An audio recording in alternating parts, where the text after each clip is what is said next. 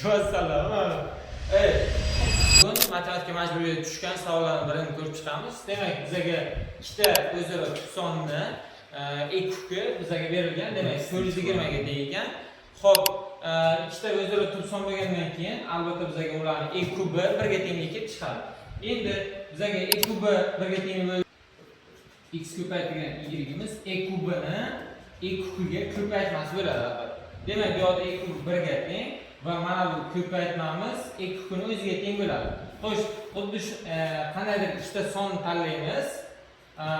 Ularni ek kubi 1 ga teng bo'lishi kerak. Misol uchun, ketma-ket kelgan sonlardan tanlashimiz mumkin. Osonroq chiqadi. Xo'p, bu yerda 10 kara 42 bo'lmaydi. Demak, bu yerda 20 kara 21 deb olamiz. 20 kara 21 ketma-ket kelgan va ko'paytmasi 420 ga teng. Demak, bu qanoatlantiradi. Shuning uchun biz javobini x bilan y ni 20 va 21 deb olamiz. Ularning yig'indisi bizga demak 41 bo'ladi.